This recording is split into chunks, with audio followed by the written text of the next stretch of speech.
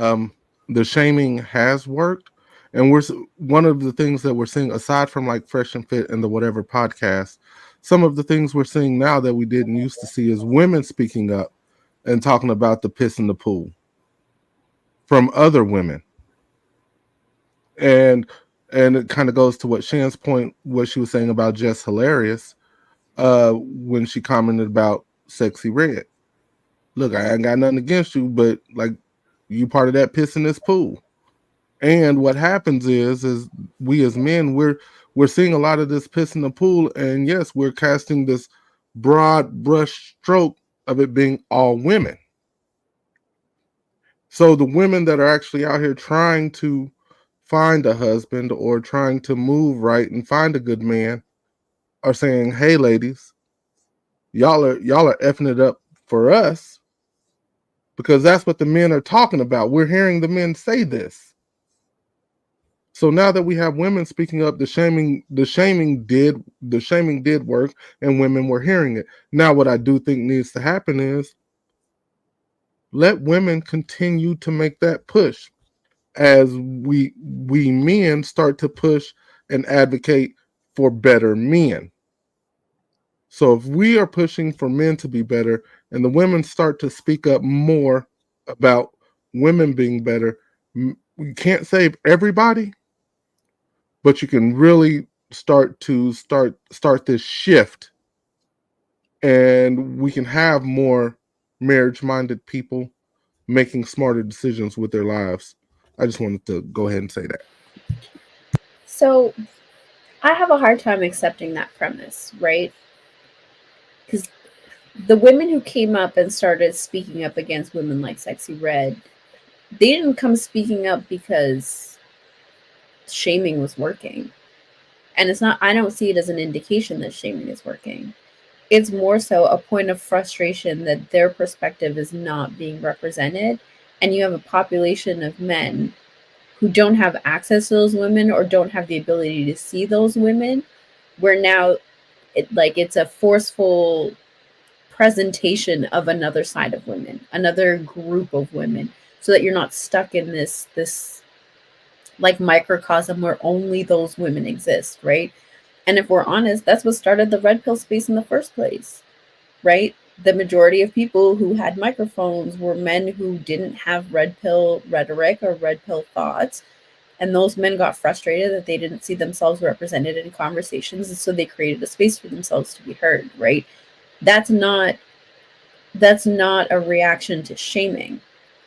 It's a reaction to a lack of representation, right? In terms of shaming, I haven't seen the numbers go down of women who are on Instagram with their butt out. I haven't seen a decline in numbers of women joining OnlyFans. In fact, if anything, it's increased, right? And to Fresh and Fit's podcast, they specifically went on sugar baby sites and picked those women up off of there. Those are the women who aren't planning on changing. You're not going to change their mind. They're not picking the women who are just making bad decisions. They're picking the women who are intentionally, knowingly making these decisions. They're not interested in marriage anytime soon. They're not interested in a family anytime soon. They want to show all sets of lips for $4.99, and they are okay with that.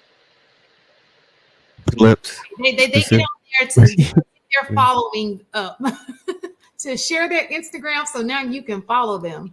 I think it's $44, but you say what? Well, you know what? No, it's an inside joke. You guys brought up a good point. I do agree that I think a lot of women are speaking up, not necessarily because we're trying to change who these people are, because they've always existed, right? I think that the problem is they're not a good representation. We put them in these places where they're representing us. Like that's all we see. And we're like, no. That is not the majority. Bring them back down. And that's the problem. You know, you're not going to speak like all Black women are this way. You're not the representative of who we are. But that's what they continuously push as if that's the majority, and it's absolutely not. But go ahead, Marky Mark. This has absolutely nothing to do with anything that we was talking about outside of our statement about the lips. Did you ever notice that you have cheeks and lips on your face, and then they call them cheeks and then lips down there too? That just clicked in my Did head. you I don't know? know. I might be So slow. this is nasty. Let me turn You my ever camera off. noticed that? But did you know that the mouth and that part of the body, they're very similar, even how they do things, like if you ask a doctor, they're very similar. That's why never mind, I don't even want to get into the health class. Let me just stop. So, am I slow, or did y'all realize that before now, or did that kind of click for y'all too, like lips and cheeks? No, Like lips and cheeks and lips and cheeks. Okay. I know that I've never thought about it. we've had these Yeah, conversations before. Not necessarily that they're lips and cheeks, but I do that they think they're similar in a lot of Okay. ways.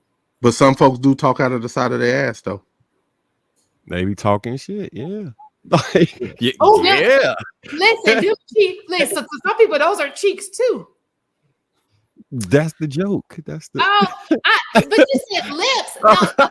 No, okay, so listen. Look, you got lips on your face and so lips. So listen, your butt is the cheeks, right?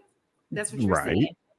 But I would hope that that's not what you're comparing. Like, I was looking at the lips as being.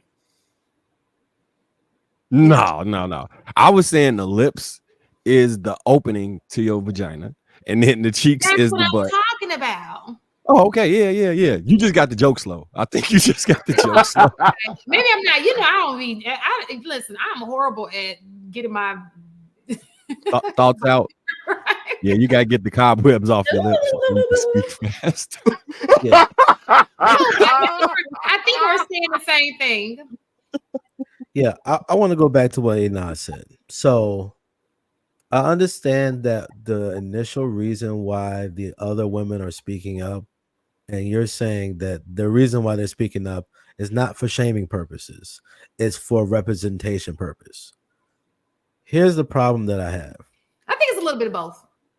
Well, but here's the problem that I have. Most of the time, the reason why women respond the way that they do and do all the following that they do is because a lot of women co-sign it. They literally would be like, "Oh, you go, girl. You know what? Do you?" Or we collectively have the thought of, "Well, I'm not gonna say it's wrong, but I'm not gonna do it," right? And then everybody's like, "Well, if it's not wrong, then everybody can do it." So then you let all of these people fool you to thinking that majority of these women are on OnlyFans. Majority of these women are doing this and doing that and this. Like, the reality is like, yo, you're not gonna save them all. All you can do is put it out there, say your piece, and the people that actually think and listen and can actually comprehend somewhere down the line, those are the people that's gonna get it. You're not gonna save majority of the world. It's just an unfortunate fact. You're just not. But that don't mean that you don't step up and say, "Hey, this is a problem. This is an issue." It's like that don't make no sense.